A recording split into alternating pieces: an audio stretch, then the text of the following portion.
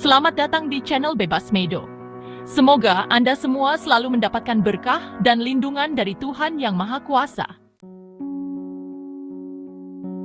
Sudah ada banyak perang saudara terjadi di dunia ini dengan berbagai konflik internal yang biasanya didorong oleh suatu gerakan revolusioner untuk menciptakan suatu tatanan baru suatu bangsa. Berikut perang saudara yang paling mematikan terjadi di beberapa negara dunia, seperti yang dilansir dari National Interest. Perang saudara di Cina terjadi antara kaum nasionalis Cina dan gerakan komunis revolusioner berlangsung dari 1927 hingga 1950. Pada akhirnya, kaum nasionalis di bawah Chiang Kai-shek dievakuasi ke Pulau Taiwan, yang kemudian melanjutkan pemerintahan sebagai Republik Cina. Sementara kaum komunis di bawah Mao Zedong mendirikan Republik Rakyat Cina di pusat daratan Cina. Lebih dari 8 juta orang menjadi korban tewas selama perang saudara ini.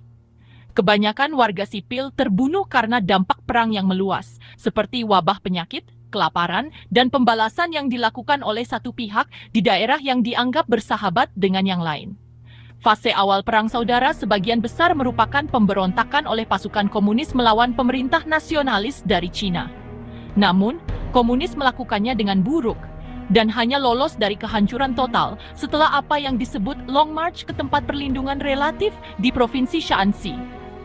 Kemenangan besar pasukan komunis terjadi setelah Perang Dunia II, di mana pasukan Soviet di Manchuria dan Korea menyerahkan senjata Jepang yang dirampas kepada tentara Mao, yang secara signifikan meningkatkan daya tembak dan keefektifan pasukan mereka secara keseluruhan.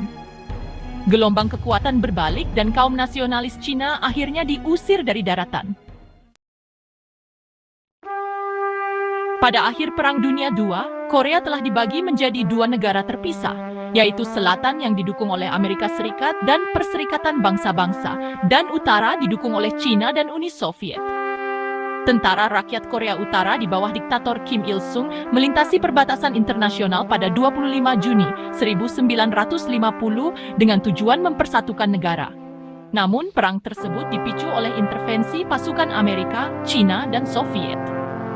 Perang saudara Korea ini sangat mematikan menurut standar modern, dengan beberapa juta orang terbunuh di semenanjung Korea, area seluas Utah.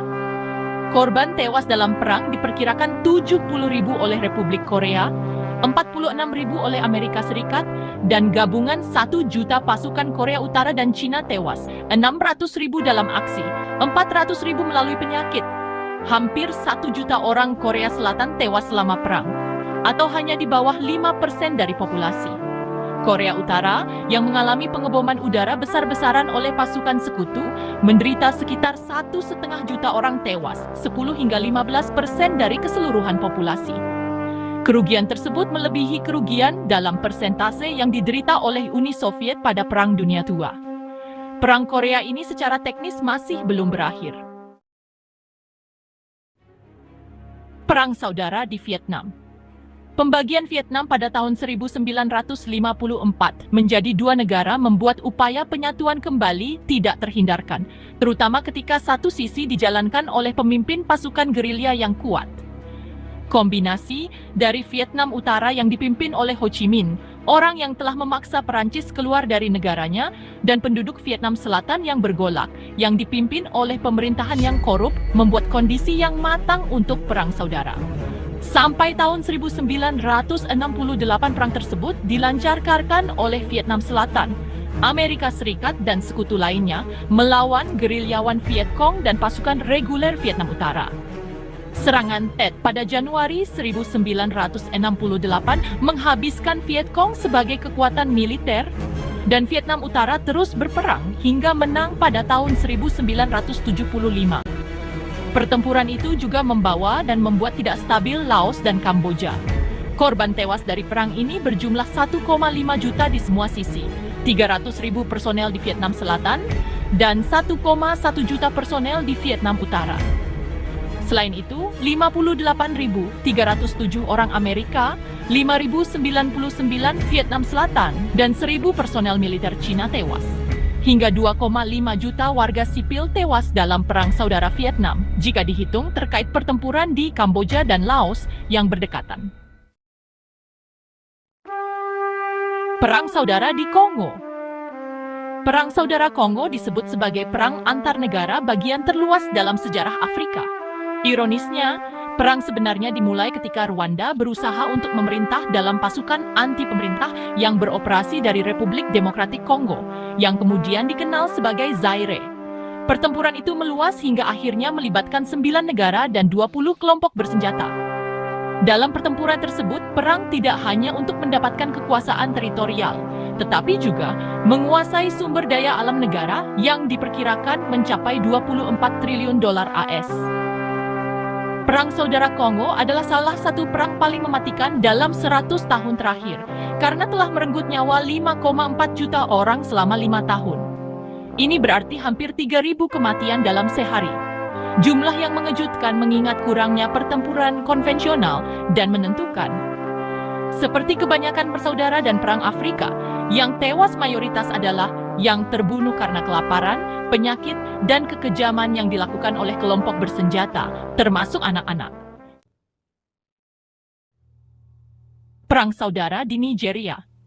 Perang Saudara Nigeria berlangsung selama 4 tahun, yang meletus pada 6 Juli 1967 dan berlangsung hingga tahun 1970. Orang Igbo dengan pemerintahan militer Nigeria dan status kelas 2 dalam masyarakat Nigeria memisahkan diri dan membentuk negara merdeka Biafra. Sebagian besar komunitas internasional mendukung Nigeria dan dengan bantuan mereka, pemerintah militer dapat merebut Port Harcourt, saluran keluar Biafra untuk menuju dunia luar. Aliansi internasional juga merebut kembali daerah penghasil minyak yang semakin menyudutkan Biafra untuk menjadi negara yang layak. Sekitar 30.000 Biafrans tewas dalam pertempuran langsung. Mereka terisolasi dan dimiskinkan oleh kurangnya pendapatan minyak. Lalu sekitar 2 juta orang lainnya meninggal karena kelaparan dan penyakit.